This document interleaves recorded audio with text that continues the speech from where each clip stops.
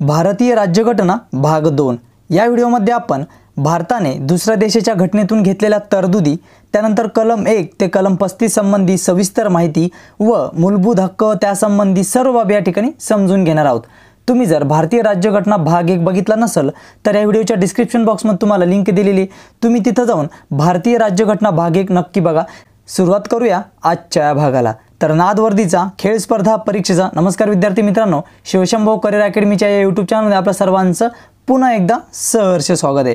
आज आपण भारतीय राज्यघटना भाग 2 ला सुरुवात करत आहोत। तर यामध्ये आपला पहिला पॉइंट असणार आहे भारताने अनेक देशांच्या घटनेतून घेतलेल्या तरतुदी, या ठिकाणी आपण अभ्यास करणार आहे। तर चला सुरुवात करूया। यामध्ये बघा, सर्वप्रथम भारतीय शासन कायदे 1935। तर विद्यार्थी मित्रांनो, भारतीय शासन कायदे 1935 चा जो काय भारत सरकार कायदा आहे, यामधून आपण संघराज्य योजना, त्यानंतर न्याय व्यवस्था, त्यानंतर लोकसेवा आयोग, त्यानंतर आणीबाणीच्या तरतुदी, राज्यपालाचे पद, प्रशासकीय तपशील या सर्व गोष्टी आपण भारतीय शासन कायदा 1935 नुसार घेतल्या आहेत। त्यानंतर बघूया 2 नंबरला अमेरिकेच्या घटनेवरून आपण नेमकं काय काय घेतलं या ठिकाणी बघा, मूलभूत हक्क, त्यानंतर बघा सर्वोच्च उच्च न्यायालयाचे न्यायाधीशास दूर करण्याची जी पद्धत आहे ती पण आपण अमेरिकेच्या घटनेवरून घेतली आहे। त्यानंतर उपराष्ट्रपती हे पद, त्यानंतर राष्ट्रपती, महाभियोग पद्धत, त्यानंतर न्यायव्यवस्थेचे स्वातंत्र्य व न्यायिक पुनर्विलोकन या पद्धती आपण अमेरिकेच्या घटनेवरून घेतल्या आहे। तर आता बघूया आयरिश घटनेवरून नेमकं भारतीय संविधानात भारतीय राज्यघटनेत आपण कोणकोणत्या पद्धती या ठिकाणी घेतल्या आहे।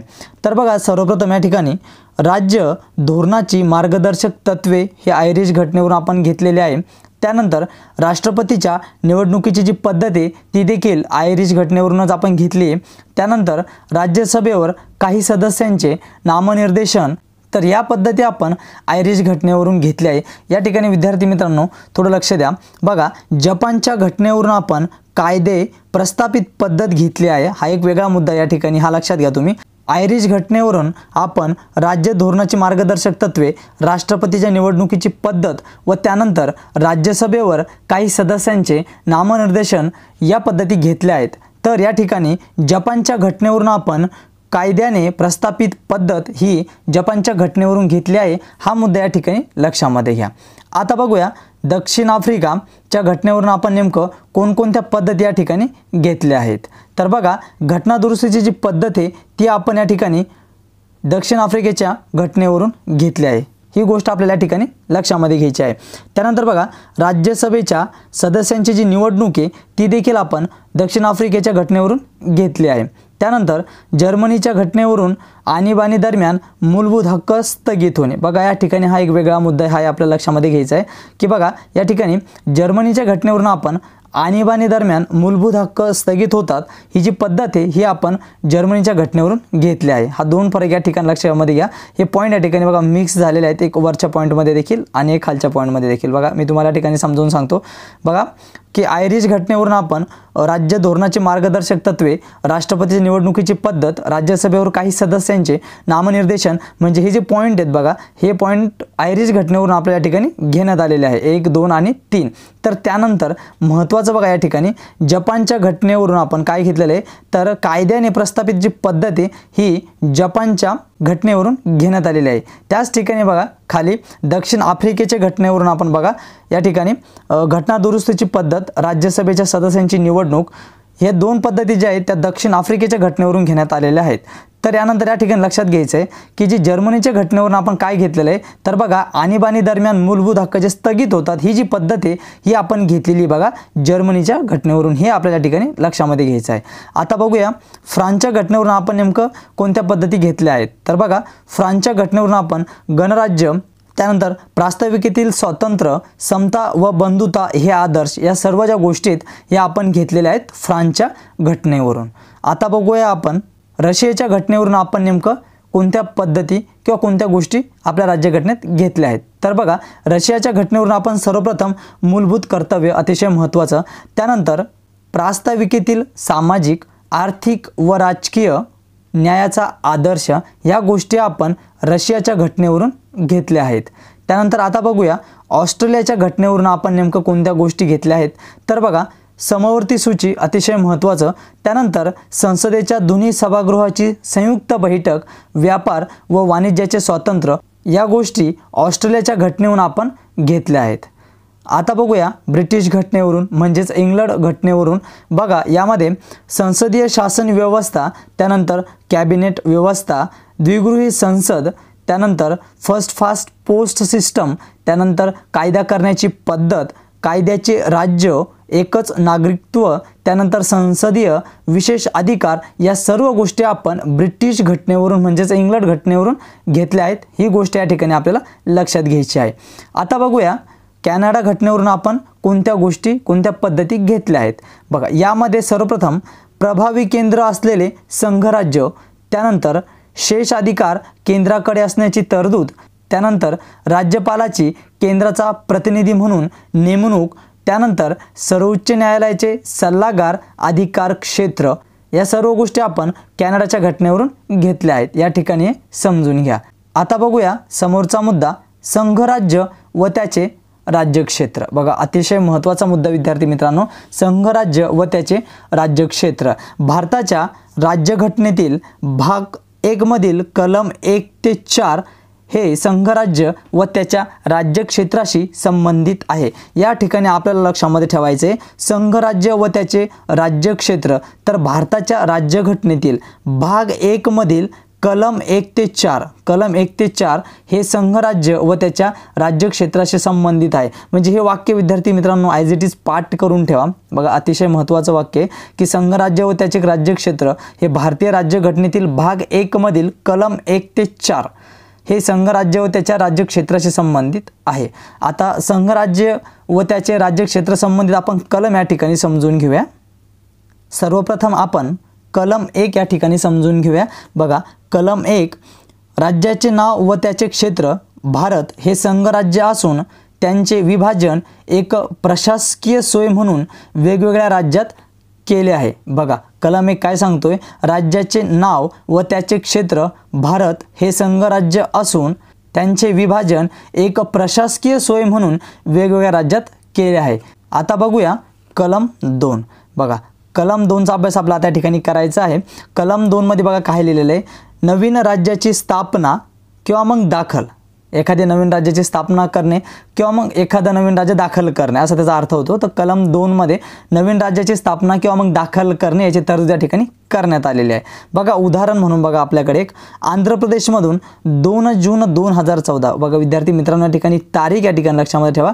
2 जून 2014 रोजी तेलंगणा हे नवीन राज्य निर्माण करण्यात आले. आंध्र प्रदेशमधून तेलंगणा हे नवीन राज्य निर्माण करण्यात आले 2 जून 2014 रोजी. तर हे कलम 2 नुसार शक्य झाले आहे. म्हणजे कलम 2 मध्ये याची तरतूद करण्यात आलेली आहे की नवीन राज्याची स्थापना किंवा मग नवीन राज्य दाखल या ठिकाणी करता येतं. तर आंध्र प्रदेशमधून 2 जून 2014 रोजी तेलंगणा नावाचं राज्य या ठिकाणी निर्माण करण्यात आलं. आता बघूया कलम 3. बघा कलम 3ची माहिती आता आपण या ठिकाणी बघणार आहोत. कलम 3 मध्ये बघा राज्याची निर्मिती म्हणजेच सीमा, क्षेत्र किंवा नाव बदलणे. बघा राज्याची निर्मिती करणे किंवा मग सीमा किंवा मग क्षेत्र किंवा नाव बदलणे ह्या ज्या सर्व गोष्टी आहेत या सर्व गोष्टी राज्यघटनेतील कलम 3 मध्ये आपल्याला बघायला मिळतात. तर बघा उदाहरणार्थ बघूया, ओरिसा या राज्याचे नाव बदलून 2011, तारीख लक्षामध्ये ठेवा विद्यार्थी मित्रांनो, ओरिसा या राज्याचे नाव बदलून 2011 मध्ये ओडिसा केले. बघा या ठिकाणी ओरिसा होतं, या ठिकाणी ओडिसा करण्यात आलं. त्यानंतर बघूया आता 2006 मध्ये बघा या ठिकाणी 2011, त्यानंतर आपण त्या ठिकाणी बघा 2006 मध्ये उत्तरांचल या राज्याचे नाव बदलून उत्तराखंड केले. तसंच पॉंडिचेरीचे नाव बदलून पुदुचेरी करण्यात आले.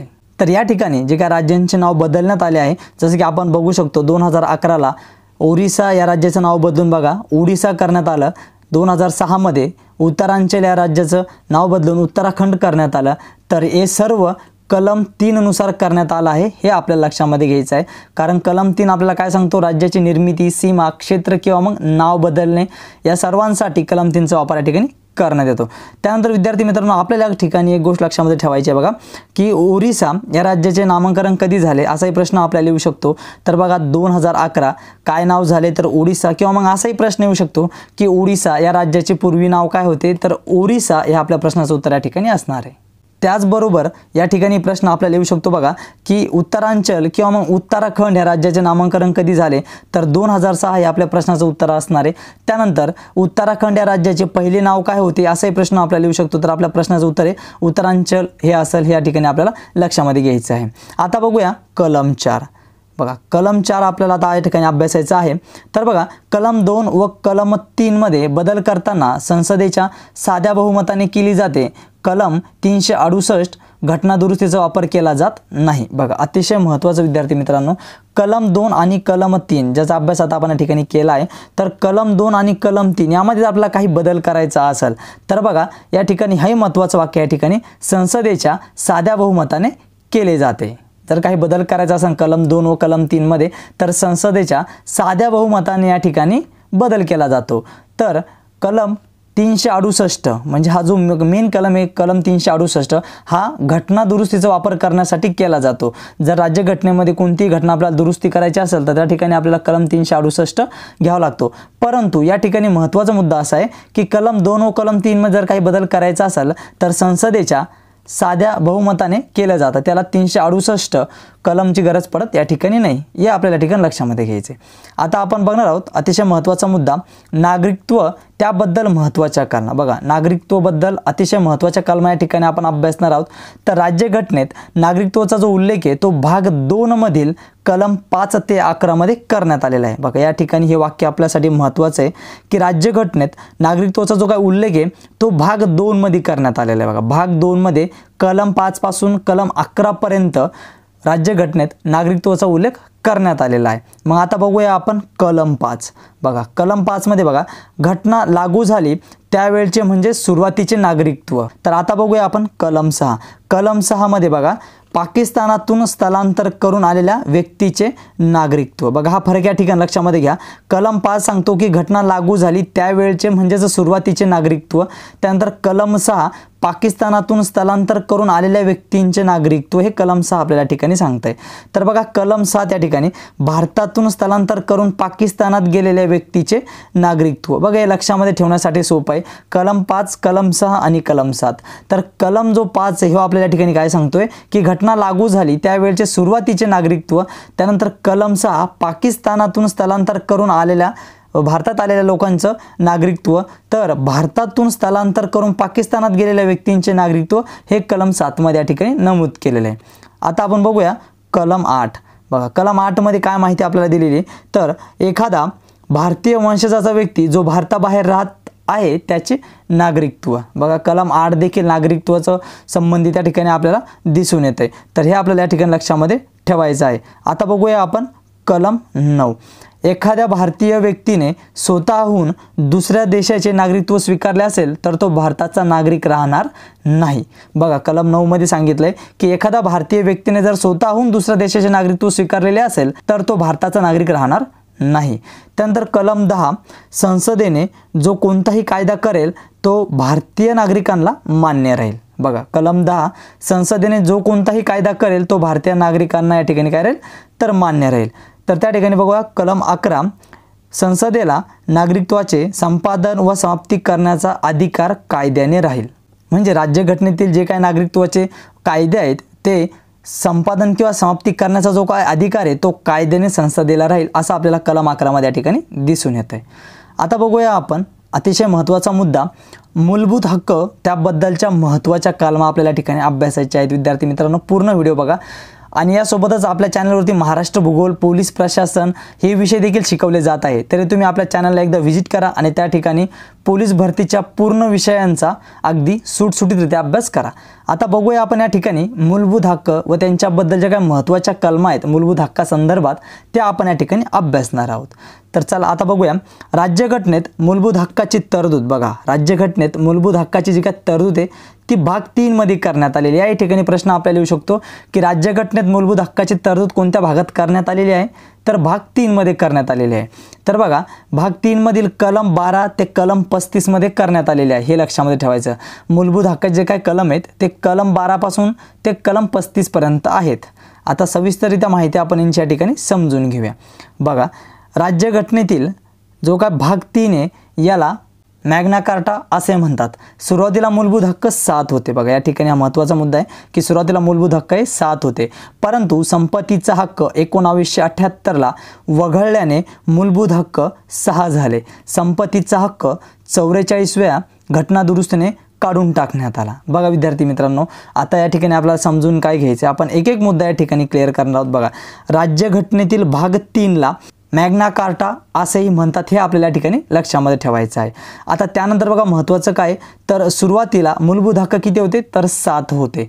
बघा परंतु संपत्तीचा जो काय हक्क आहे तो 1978ला, महत्त्वाचा इसवी सन आपल्यासाठी या ठिकाणी 1978ला संपत्तीचा हक्क याला वगळल्याने बघा मूलभूत हक्क आता किती झालेत, 6 झाले आहेत व संपत्तीचा हक्क हा 44व्या घटनादुरुस्तीने काढून टाकण्यात आला। बघा याच्यावरती किती प्रश्न आपल्याला या ठिकाणी येऊ शकतात की संपत्तीचा हक्क कोणत्या किंवा मग कितव्या घटनादुरुस्तीने काढून टाकण्यात आला, तर 44व्या घटनादुरुस्तीने काढून टाकण्यात आला, हे आपल्या प्रश्नाच्या ठिकाणी काय असणार विद्यार्थी मित्रांनो, उत्तर असणार आहे।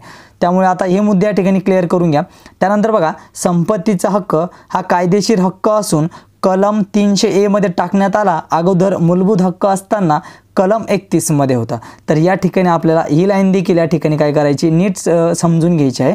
बघा काय म्हणलेलं या लाईनमध्ये की संपत्तीचा जो काय हक्क आहे हा कायदेशीर हक्क असून कलम 300A मध्ये टाकण्यात आलेला आहे। बघा आता संपत्तीचा हक्क कशामध्ये आहे, तर कलम 300A मध्ये आहे। अगोदर जेव्हा मूलभूत हक्कामध्ये होता तेव्हा कलम 31 मध्ये संपत्तीचा हक्क आपल्याला बघायला मिळत होता, पण आता 300A मध्ये तर बघा संपत्तीचा हक्क या संदर्भात बघा इथं सविस्तर माहिती तुम्हाला दिलेली, त्यामुळे तुम्ही या ठिकाणी नीट या गोष्टींना समजून घ्या।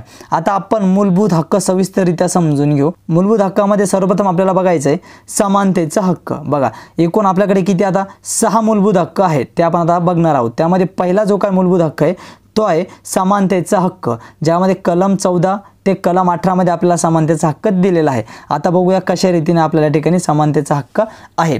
कलम 14, तर कलम 14 आपल्या ठिकाणी काय सांगते बघा, कायद्यापुढे समानता अपवाद, परंतु कलम 361 अंतर्गत राष्ट्रपती व राज्यपाल यांना पदावर असताना अटक करता येणार नाही। बघा विद्यार्थी मित्रांनो, कलम 14 म्हणजे काय, तर कायद्यापुढे समानता, म्हणजे सर्वजण भारतीय जे काय नागरिक आहे ते कायद्यापुढे सर्व कसे आहेत, तर समान आहेत। परंतु याच्यामध्ये एक अपवाद आहे, तो अपवाद काय आहे तो आपण समजून घेऊ।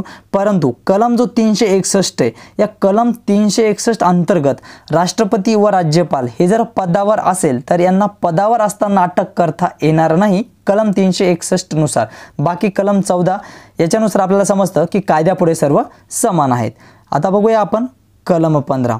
ठीक आहे, कलम 15 बघा धर्म, वंश, त्यानंतर बघा जात, लिंग किंवा जन्मस्थान या कारणांवरून भेदभाव करण्यास प्रतिबंध, त्यानंतर कोणत्याही सार्वजनिक ठिकाणी शासकीय शाळा, दुकाने, पर्यटन स्थळे, शासकीय कामे इत्यादी धर्म व वंश, त्यानंतर जात, लिंग यावरून भेदभाव करू नये।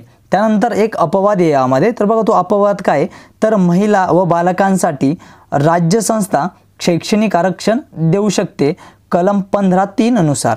बघा या ठिकाणी आपल्याला समजून घ्यायचं की कलम 15 आपल्याला काय सांगते की धर्म, वंश, जात, लिंग किंवा मग जन्मस्थान या सर्वनुसार या कारणांवरून भेदभाव करण्यास प्रतिबंध कलम 15 नुसार आहे। परंतु याच्यामध्ये एक अपवाद आहे की महिला व बालकांसाठी राज्य संस्था शैक्षणिक आरक्षण देऊ शकते कलम 15(3) नुसार। याच्यामध्ये आपण एक उदाहरण बघू म्हणजे आपल्याला समजेल। बघा उदाहरण, शासनाच्या अनेक शासकीय पदात महिलांना 33% आरक्षण आहे, तसेच अनुसूचित जाती SC व अनुसूचित जमाती म्हणजेच ST व इतर मागासवर्गीय शैक्षणिकदृष्ट्या मागासलेल्या असलेल्या कारणाने शैक्षणिक सवलत राज्य संस्था देऊ शकते कलम 15(4) नुसार। बघा विद्यार्थी मित्रांनो, या ठिकाणी आपल्याला समजून घ्यायचे की कलम 15 मध्ये बघा धर्म, वंश, जात, लिंग किंवा जन्मस्थान या कारणांवरून भेदभाव करण्यास प्रतिबंध आहे। म्हणजे कोणत्याही सार्वजनिक ठिकाणी शासकीय शाळा, दुकाने, पर्यटन स्थळे, शासकीय कामे इत्यादी ठिकाणी धर्म, वंश, जात, लिंग यावरून भेदभाव करू नये। परंतु अपवाद असा आहे की महिला व बालकांसाठी राज्य संस्था शैक्षणिक आरक्षण देऊ शकते कलम 15(3) नुसार। तर मग त्यासोबतच बघा शासनाच्या अनेक शासकीय पदात महिलांना 33% आरक्षण आहे। त्यानंतर अनुसूचित जाती म्हणजेच SC, अनुसूचित जमाती ST, इतर मागासवर्गीय शैक्षणिकदृष्ट्या मागास असलेले या सर्वांना शैक्षणिक सवलत राज्य संस्था देऊ शकते कलम 15(4) नुसार। तर हा वरचा जो आहे तो कलम 15(3) आपल्या ठिकाणी लक्षात ठेवायचा आणि या ठिकाणी 15(4) यानुसार जी काय राज्य संस्था आहे ती शैक्षणिक आरक्षण या ठिकाणी देऊ शकते। तर हा कलम 15 नीट समजून घ्या। आता बघूया आपण या ठिकाणी कलम 16। बघा कलम 16 मध्ये काय म्हणलेलं आहे, सार्वजनिक रोजगाराबाबत समान संधी राज्य संस्थेच्या शासकीय सेवेमध्ये किंवा रोजगारांमध्ये धर्म, वंश, जात, लिंग व जन्मस्थान यावरून भेदभाव केला जाणार नाही। यामध्ये पण एक अपवाद आहे, एखादा शासकीय सेवेत मागासवर्गीय जातीचे त्या सेवेत प्रतिनिधित्व नसेल तर ती जागा शासन राखीव ठेवू शकतं। बघा जो का कलम 16 आहे याला आपण या ठिकाणी आता समजून घेऊ।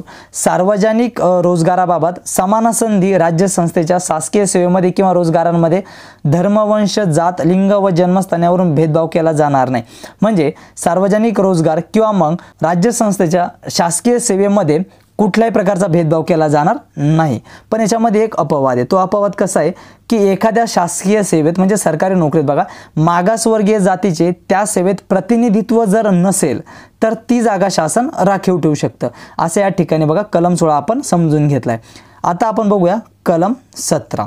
बघा अस्पृश्यता नष्ट करणे अंतर्गत अस्पृश्यता कायदा 1955 मध्ये संमत करण्यात आला, परंतु या कायद्याला अनुसूचित जाती व अनुसूचित जमातीसाठी ॲट्रॉसिटी अत्याचार कायदा या नावाने 1989 मध्ये अधिक मजबूत केला। बघा कलम 17 म्हणजे अस्पृश्यता नष्ट करणे अंतर्गत अस्पृश्यता कायदा 1955 मध्ये या ठिकाणी काय करण्यात आला तर संमत करण्यात आला, परंतु या कायद्याला अनुसूचित जाती व अनुसूचित जमातीसाठी ॲट्रॉसिटी अत्याचार कायदा या नावाने 1989 बघा या ठिकाणी इसवी सन लक्षात ठेवा 1989 मध्ये अधिक मजबूत केला। आता बघू या ठिकाणी कलम 18।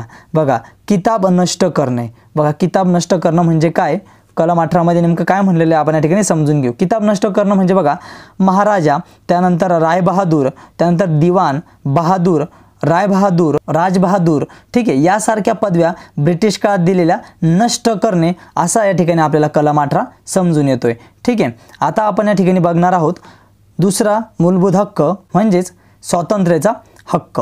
बघा दुसरा मूलभूत हक्क आपण या ठिकाणी अभ्यासतोय 2 नंबरचा, तो आहे स्वातंत्र्याचा हक्क आणि कलम 19 ते कलम 22 मध्ये आपल्याला स्वातंत्र्याचे जे काय हक्क आहे ते या ठिकाणी देण्यात आलेले। तर आता बघूया आपण कलम 19। स्वातंत्र्याच्या हक्कामध्ये पहिला जो कलम आहे तो आहे कलम 19। तर बघा भाषण स्वातंत्र्य इत्यादी संबंधीच्या विवक्षित हक्कांचे संरक्षण, व्यक्ती देशात कुठेही राहू शकतो, फिरू शकतो, कोणताही धंदा किंवा व्यवसाय करू शकतो, कोणतीही संघटना स्थापन करू शकतो, शांततापूर्ण व शस्त्राशिवाय परवानगी घेऊन सभा भरू शकतो। तर कलम 19 या ठिकाणी समजून घ्या, याच्यामध्ये काय म्हटलेलं आहे, भाषण स्वातंत्र्य इत्यादी संबंधीच्या विवक्षित हक्काचे संरक्षण, व्यक्ती देशात कुठेही राहू शकतो, फिरू शकतो, कोणताही धंदा व्यवसाय करू शकतो, कोणतीही संघटना स्थापन करू शकतो, शांततापूर्व व शस्त्राशिवाय परवानगी घेऊन तो सभा भरू शकतो। हा होता कलम 19। आता आपण या ठिकाणी बघणार आहोत कलम 20। बघा कलम 20 मध्ये अपराधाबद्दलच्या दोषसिद्धी बाबत संरक्षण, एखाद्या व्यक्तीने बघा या ठिकाणी पहिले हे समजून घ्या की कलम 20 कशाच्या संबंधित आहे, तर अपराधाबद्दलच्या दोषसिद्धीबाबत संरक्षण या ठिकाणी हे महत्त्वाचं आहे आपल्यासाठी। अपराधाबद्दलच्या दोषसिद्धीबाबत संरक्षण, एखाद्या व्यक्तीने एखादा गुन्हा केला असेल परंतु तो कायदा त्याच्या गुन्ह्याच्या वेळी अंमलात नसेल तर तो कायदा भविष्यात अंमलात आला असेल तर त्या व्यक्तीला सजा होत नाही। कलम 20(2) नुसार एखादा जर तो व्यक्ती आपली शिक्षा पूर्ण करून आला तर परत त्याच गुन्ह्यासाठी त्या व्यक्तीला शिक्षा होत नाही, असा हा कलम 20 आहे, तो या ठिकाणी आपण नीट समजून घ्या। आता आपण या ठिकाणी बघूया कलम 21। बघा कलम 21 मध्ये काय म्हणलेलं आहे, तर जीवित व व्यक्तिगत स्वातंत्र्य यांचे संरक्षण राहण्यासाठी निवाऱ्याचा हक्क, सर्वात महत्त्वाचा या ठिकाणी निवाऱ्याचा हक्क, खटला वेगाने चालवण्यासाठी हक्क, त्यानंतर पैसे नसेल तर मोफत कायद्याच्या मदतीचा हक्क व आरोग्याचा हक्क इत्यादी जे काही हक्क आहेत ते आपल्याला कलम 21 मध्ये या ठिकाणी मिळतात। आता बघूया आपण कलम 21A। तर कलम 21A मध्ये बघा काय म्हटलेलं आहे, प्राथमिक शिक्षणाचा हक्क या कलमानुसार 6 ते 14, बघा या ठिकाणी लक्षामध्ये घ्या, 6 ते 14 वयोगटातील मुलामुलींना राज्य संस्था शिक्षण अनिवार्य करेल। व उपलब्ध करून देईल। ही तरतूद 2002 मध्ये 86व्या घटना दुरुस्तीने केली। अगोदर ही तरतूद मार्गदर्शक तत्वे कलम 45 मध्ये होती। बघा कलम 21 या ठिकाणी नीट समजून घ्या आणि या ठिकाणी आपल्याला एक मुद्दा समजून घ्यायचा बघा, परीक्षेला प्रश्न येऊ शकतो यामध्ये की बघा प्राथमिक शिक्षणाचा जो काय हक्क आहे या कलमानुसार 6 ते 14 वयोगटातील जे काही मुलं मुली यांना राज्य संस्था शिक्षण अनिवार्य करेल व उपलब्ध देखील करून देईल। आणि ही तरतूद कधी झालेली आहे, ही इसवी सन आपल्यासाठी महत्त्वाचं आहे, ही 2002 मध्ये या ठिकाणी काय करण्यात आलेली आहे, ही तरतूद करण्यात आलेली आहे। आणि ही कितव्या घटना दुरुस्तीनुसार झाले तर 86व्या घटना दुरुस्तीनुसार। या अगोदर ही तरतूद मार्गदर्शक तत्वे कुठे होती, मार्गदर्शक तत्वेमध्ये कलम 45 मध्ये होती। हा फरक या ठिकाणी लक्षामध्ये ठेवा। आता आपण बघूया कलम 22। बघा कलम 22 काय म्हणतो तर विवक्षित प्रकरणी अटक व स्थानबद्धता यापासून संरक्षण। म्हणजे एखाद्या गुन्ह्याबाबत एखाद्या व्यक्तीला अटक केली असेल तर 24 तासाच्या अगोदर त्याला न्यायालयासमोर हजर करावे लागते। बघा कलम 22 विवक्षित प्रकरणी अटक व स्थानबद्धता यापासून संरक्षण। म्हणजेच एखाद्या गुन्ह्याबाबत एखाद्या व्यक्तीला जर तुम्ही अटक केली तर त्याला 24 तासाच्या अगोदर न्यायालयासमोर काय करावे लागते तर हजर करावे लागते। हा आहे कलम 22। आता आपण बघूया तिसरा मूलभूत हक्क। बघा शोषणाविरुद्ध हक्क अतिशय महत्त्वाचं। बघा शोषणाविरुद्ध हक्क आणि हे कलम 23 ते 24 म्हणजे 2 कलम या ठिकाणी आपल्याला शोषणाविरुद्ध हक्क या ठिकाणी दिलेले आहेत। तर बघूया आपण सर्वप्रथम कलम 23 मध्ये काय म्हटलेलं आहे तर बघा कलम 23 मध्ये व्यक्तीचा अपव्यापार, वेठ बिगारी, त्यानंतर शरीर विक्री इत्यादींपासून संरक्षण करणे। बघा कलम 23 मध्ये व्यक्तींचा अपव्यापार, वेठ बिगारी, शरीर विक्री इत्यादीपासून संरक्षण करणे कलम 23। बघा एक उदाहरण, एखाद्या महिलेला वेश्या व्यवसायासाठी विकले जात असेल तर या हक्काद्वारे संरक्षण करणे। त्यानंतर एखाद्या व्यक्तीचे कमी मोबदल्यात जास्त काम सक्तीने करून घेत असेल तर या कलमानुसार संरक्षण होते। तर हा होता कलम 23। आता आपण या ठिकाणी बघूया कलम 24। बघा कलम 24 काय सांगते आपल्याला, बाल कामगारांना कारखान्यात काम करण्यास प्रतिबंध करणे। त्यानंतर 14 वर्षाखालील बालकांना कोणत्याही कारखान्यात किंवा खाणकामात तसेच धोक्याच्या कामात प्रतिबंध या कलमाद्वारे करता येते। त्यासाठी बाल कामगार कायदा 1986, बघा या ठिकाणी आपला तारीख लक्षामध्ये ठेवायची, 1986 हा कायदा संमत करण्यात आला। महाराष्ट्रात हा कायदा 2006 ला संमत करण्यात आला। बघा या ठिकाणी हे 2 फरक लक्षामध्ये घ्यायचे। तर भारतामध्ये जर आपण बघायला गेलं तर हा बाल कामगार जो काय कायदा आहे हा 1986 आणि त्यानंतर जर महाराष्ट्रामध्ये आपण बघायला गेलं तर हा कायदा 2006 ला संमत म्हणजे मंजूर करण्यात आला। तर हा फरक या ठिकाणी लक्षामध्ये घ्या। आता आपण बघूया 4 मूलभूत हक्कांमध्ये चौथा मूलभूत हक्क बघा धर्म स्वातंत्र्याचा हक्क। कलम 25 ते कलम 28 मध्ये आपल्याला धर्म स्वातंत्र्याचे जे अधिकार आहे त्या ठिकाणी देण्यात आलेले आहे। तर बघूया आपण कलम 25। बघा कलम 25 मध्ये काय म्हणले, चांगल्या विचाराने आपल्या धर्माचे आचरण व प्रचार करणे। त्यानंतर आपण आपल्या धर्माच्या रीतीनुसार पूजा प्रार्थना करू शकतो, आपला धर्म वाढविण्यासाठी प्रचार देखील करू शकतो, परंतु दुसऱ्या व्यक्तीला सक्ती करून आपण त्याचे धर्मांतर करू शकत नाही। ही सर्व माहिती आहे कलम 25 ची। आता बघूया कलम 26। बघा कलम 26 धार्मिक व्यवहारांची व्यवस्था पाहण्याचे स्वातंत्र्य। आपण आपल्या धर्माचा प्रसार करण्यासाठी धार्मिक संस्था स्थापन करू शकतो, परंतु त्या संस्थेचा खर्च हा स्वतःला करावा लागतो। तुम्ही बघू शकता, परंतु त्या संस्था स्वतःच्या खर्चाने चालाव्या लागतील। हा होता कलम 26। आता बघूया कलम 27। बघा कलम 27 मध्ये काय माहिती आहे, एखाद्या विशिष्ट धर्माच्या प्रचारासाठी पैसे किंवा देणगी देण्याबाबत स्वातंत्र्य कोणत्याही व्यक्तीकडून धर्माच्या प्रचारासाठी बळजबरी पैसे घेतले जाणार नाही। बघा कलम 27 काय सांगते आपल्याला, एखाद्या विशिष्ट धर्माच्या प्रचारासाठी पैसे किंवा देणगी देण्याबाबत हा कलम 27 आहे। बघा कोणत्याही व्यक्तीकडून धर्माच्या प्रचारासाठी बळजबरी पैसे घेतले जाणार नाही। त्यानंतर राज्य संस्था एखाद्या विशिष्ट धर्माच्या प्रचारासाठी पैसे देणार नाही। आता बघूया आपण या ठिकाणी कलम 28। ठीक आहे विद्यार्थी मित्रांनो, आता बघूया आपण कलम 28। बघा कलम 28 मध्ये आपल्याला काय सांगितलंय, सार्वजनिक शैक्षणिक शिक्षण संस्थेत सक्तीने धार्मिक शिक्षण दिले जाणार नाही। बघा कलम 28 मध्ये काय आहे, सार्वजनिक शिक्षण संस्थेत सक्तीने धार्मिक शिक्षण दिले जाणार नाही। कोणत्याही सार्वजनिक किंवा शासकीय मान्यता प्राप्त शैक्षणिक संस्थेत एखाद्या विशिष्ट धर्माचे शिक्षण दिले जाणार नाही। ही माहिती आहे कलम 28 मध्ये। मूलभूत हक्क बघूया आता 5व्या क्रमांकाचा, ज्यामध्ये बघा सांस्कृतिक व शैक्षणिक हक्क आपल्याला त्या ठिकाणी अधिकार दिलेले आहेत व हे अधिकार कलम 29 कलम 30 म्हणजेच 2 कलम या ठिकाणी आपल्या ठिकाणी दिलेले आहेत। बघूया कलम 29 आपण सर्वप्रथम बघा, अल्पसंख्याक समूहाचे सांस्कृतिक हित संबंधी संरक्षण। कलम 29 कशाच्या संदर्भात आहे तर अल्पसंख्याक समूहाचे सांस्कृतिक हित संबंधी संरक्षण। त्यानंतर बघा, भारतात कोणत्याही राज्यात राहणाऱ्या व्यक्तीला स्वतःची भाषा बोलण्याचा किंवा जतन करण्याचा पूर्णपणे अधिकार असणार आहे, कलम 29। ठीक आहे, आता आपण बघूया कलम 30। बघा, कलम 30 मध्ये अल्पसंख्याक समूहाचा शैक्षणिक संस्था निर्माण करण्याचा व त्यांचे प्रशासन करण्याचा हक्क आहे, कोणत्या कायद्यानुसार कलम 30 नुसार या ठिकाणी आपण बघू शकतो। मूलभूत हक्क बघूया 6व्या क्रमांकाचा। बघा, घटनात्मक उपाययोजनेचा हक्क हे जो की आपल्याला कलम 32 मध्ये देण्यात आलेला अधिकार, घटनात्मक उपाययोजनेचा हक्क। तर बघूया आपण कलम 32 या ठिकाणी काय दिलेला आहे आपला। तर बघा, मूलभूत हक्काचे उल्लंघन झाल्यास ते परत मिळवण्यासाठी कलम 32 चा उपयोग केला जातो। बघा, कलम 32 कशाच्या संदर्भात आहे तर मूलभूत हक्कांचे जर उल्लंघन झाले तर ते परत मिळवण्यासाठी आपण कलम 32 चा उपयोग करू शकतो। त्यानंतर बघा, डॉक्टर बाबासाहेब आंबेडकरांनी कलम 32 हा घटनेचा खरा आत्मा आणि हृदय आहे असे वर्णन केले आहे। बघा विद्यार्थी मित्रांनो, परीक्षेला वारंवार हा प्रश्न आपल्या ठिकाणी विचारलेला आहे की नेमकं राज्यघटनेचा आत्मा किंवा हृदय डॉक्टर बाबासाहेब आंबेडकरांनी कोणत्या कलमाला मानले आहे तर बघा या ठिकाणी कलम 32 हे आपल्या प्रश्नाचं उत्तर असणार आहे। अतिशय महत्त्वाचा मुद्दा या ठिकाणी हा लक्षामध्ये घ्या। आता आपण या ठिकाणी बघणार आहोत कलम 33। कलम 33 मध्ये बघूया आपण काय माहिती आपल्याला भेटते। तर बघा, पहिला जो काय मुद्दा या ठिकाणी बघा, सशस्त्र सेनेच्या मूलभूत हक्कांमध्ये फेरबदल करण्याचा अधिकार संसदेला असणे।